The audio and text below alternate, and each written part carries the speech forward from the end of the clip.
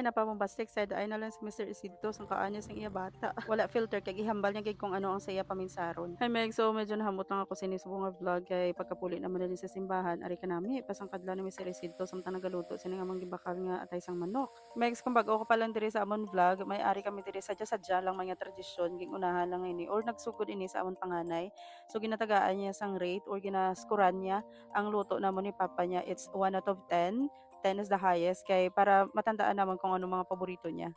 Kag ako naman no, bilang first time mom kag full time housewife sadto, gina-record ko gina mga moments nga mo sina ni Inday kay para pagkaabot ni Mr. Isidto ipakita ko sa iya kay nabalang di ko gusto nga ma-miss niya mga moments samtang nagadako ang amon anak. Pero Megs, wala gid man din namon ginaseryoso, ginakadlawan man lang na namon kis ano kung tagaan nila kami sang low scores kay ang importante diri ang interaction kag gintagaan sang chance sa mga kabataan para mag-express man sa ilang opinion.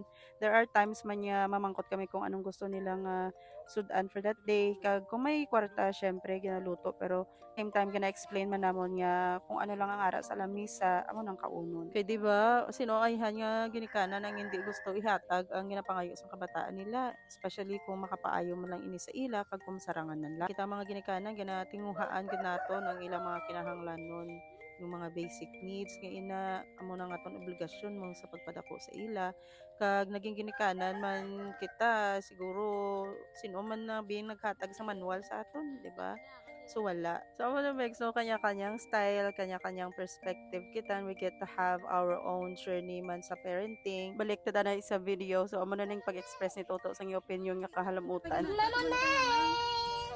I give that only one. One score lang na eh. Oo, hindi namin.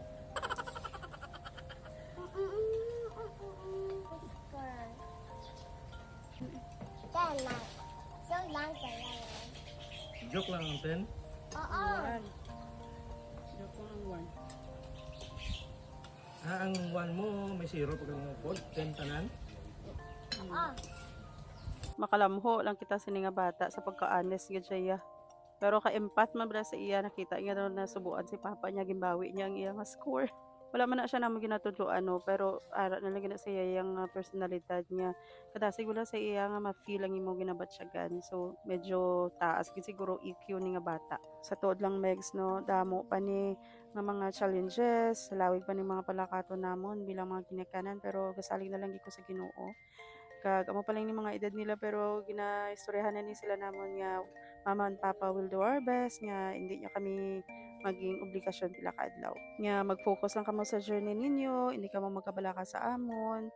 Kag every time nga you feel challenged, you feel tired, ang balay open gihapon sa inyo. Pwede gyud kamo makapuli, no words, no need to explain ano natabo. Just take your time, rest, and come back stronger. So may mo lang na ako ng istorya sa sining vlog.